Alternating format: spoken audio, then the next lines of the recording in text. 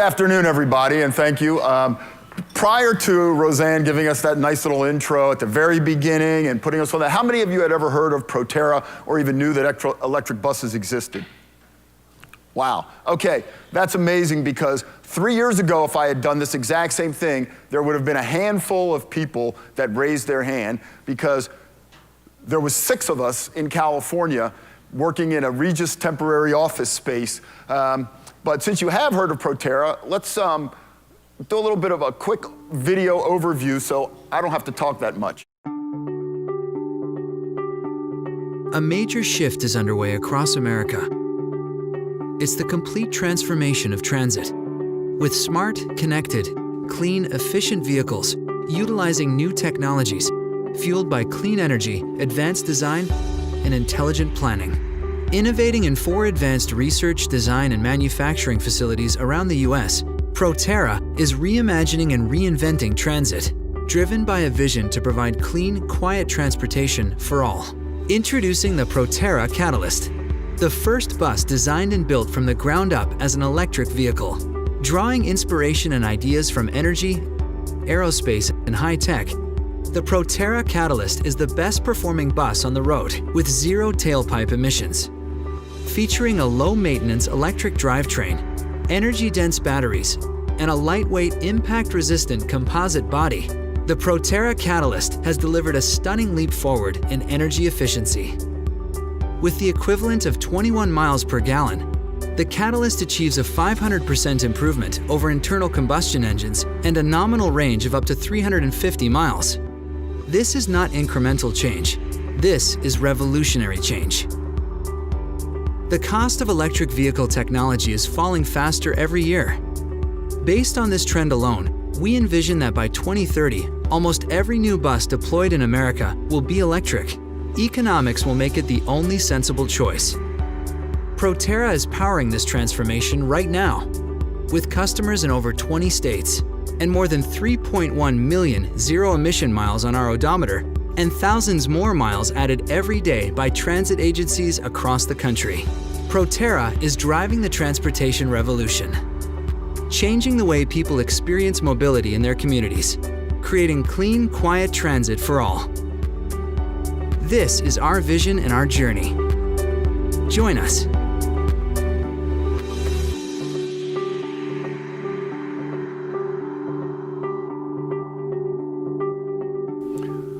Well, you know, there's a lot of interesting information in there, and one of the interesting facts is that that video was, as a privately held, not profitable company, that video was made at great expense, and it's already completely outdated, and it's less than a year old. We now have over 70 customers across the U.S. in probably over 40 states, and the trend is growing. States like New York City Metro, Philadelphia, everything from small Lexington, Louisville, Kentucky to big like Philadelphia, like New York City, Seattle. We're even in Montana, we're in Alaska. It's growing because at the local level, decisions are being made and the policies are being made at the local level that not only do we want to be green, but we want to be fiscally responsible. And the beauty of transit is that they have a 12-year window, sometimes longer, to compute their total cost of ownership. And electric vehicles, if you actually own one for a long time, will save you a dramatic amount of money from maintenance, where our buses can go anywhere from 2 years to almost 3 years before a brake job. A traditional fossil fuel stop and go under 20 miles an hour, every 3 or 4 months might need a brake job. Electric motors have been around forever, and they have like no moving parts. If you saw a list of materials for a fossil fuel bus and an electric bus, it's like a quarter because there's hardly any moving parts. So this is what we were like in 2015 as a company. I knew every customer by heart. Fast forward to now, I can't even keep track of them, and buried in there is, in California, is SamTrans and Santa Clara VTA right down the road, as well as San Jose Airport. And as you can see, we're across the US, we're in Texas, we're in Louisiana, Florida, Kentucky, North Carolina, South Carolina, Minnesota. It's a phenomenon that's just taking place everywhere. It doesn't matter, red state, blue state. As you saw, the electric bus price is going down. That's been piggybacked off of the growth in the passenger vehicle electric market because we're going on a kilowatt per hour basis in terms of energy storage. And so our price of bus has dropped corresponding with, my CEO loves to throw that slide in there because as you heard on the video, we're saying that by 2030, we think there won't be any reason to buy anything but an electric bus, but we think it's going to be sooner. We think, in fact, that we will reach a point where no transit agency will buy diesel or fossil fuel bus. It will only be what type of electric bus we buy. Because as I said before, the numbers pan out and you have the added environmental benefits and you actually end up with higher worker satisfaction because they're now using they're using a laptop in many instances for diagnostics more than they are traditional handheld operations in a fossil fuel world. This is the Center for Transportation and the Environment. This is a study of the growth of electric buses, and it almost mirrors Proterra's internal growth. As you can see, it was a pretty flat and low sales to the point where it's reaching 10% of the marketplace overall, the market being about 5,000 to 6,000 electric buses a year. But think about technology transfer. Think about school buses. The market for school buses is more like 30,000 a year, of which your kids are riding in these, and they're all diesel. And diesel has been shown to be a particularly insidious pollutant with particulate matter. This is somebody else. This is Frost & Sullivan, another kind of analyst company that's looking at the growth of the electric bus market and its explosion, not just in America, but across the world. The growth has been dramatic, and it's for all the reasons I talked about. The price has been coming down, the technology is coming down, the energy density in the battery packs is allowing for longer and longer ranges. Last year, we set a world record with a full-on transit bus that could go into service the next day at SamTrans, and that bus went 1,100 miles on a single charge. That bus was a transit bus, seats, the whole deal.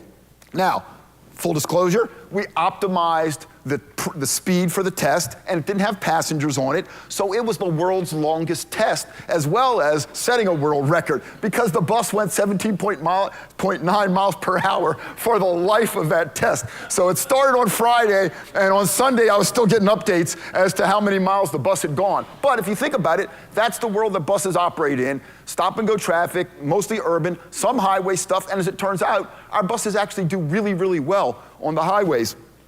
They actually end up getting a significant range boost by getting up to speed, and it's really spooky to be on an electric bus that merges on the highway faster than some low-level internal combustion vehicles. And this is an eye chart that I don't really like to show eye charts, but it just shows you in comparison to their fossil fuel counterparts with electric rates as an average, how much money you can save with electricity as a fuel versus CNG versus diesel, or in the instance of a technology called the diesel hybrid, which many of you may have seen diesel hybrid buses saying, clean vehicles, supposedly diesel hybrid. Well, they're as clean as about that much of a time shot because they operate in diesel mode 95 to 96% of the time.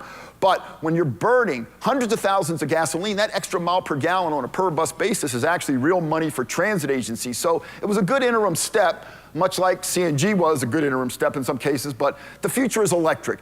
I was at a recent conference with utility executives, and that's all they talked about, is how the future is electric and how they are now all in on preparing the infrastructure. Because if you see, there's a lot of opportunities out there, renewables, solar, et cetera.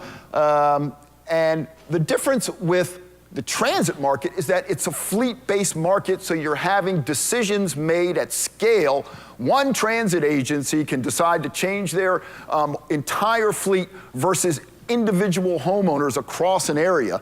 So the opportunity to transform transit to 100% electric is in the hands of a fewer amount of people, like, for example, Jim Hartnett right here, who's gonna be doing that himself.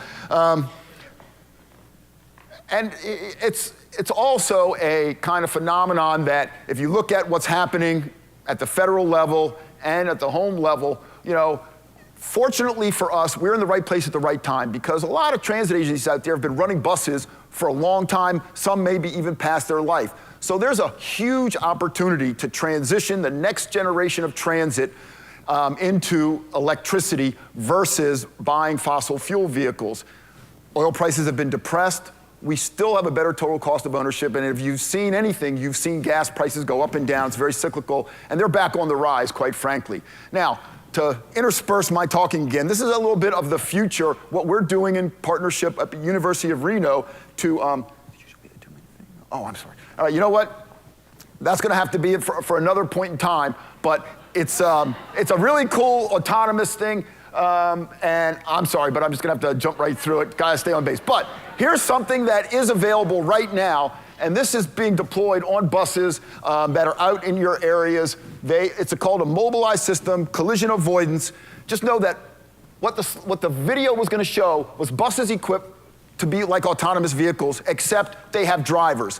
And we're collecting data because we don't want to prematurely jump into autonomous, because we think that there will always be a driver, a need for a driver. He may become a customer service agent, if you will, but autonomy has the ability to enhance safety in the transit world for the passengers, for cars, and for what I like to call the connected world, where all of them will be able to link up at some point in time down the road, because a lot of that technology can serve double duty. Thank you.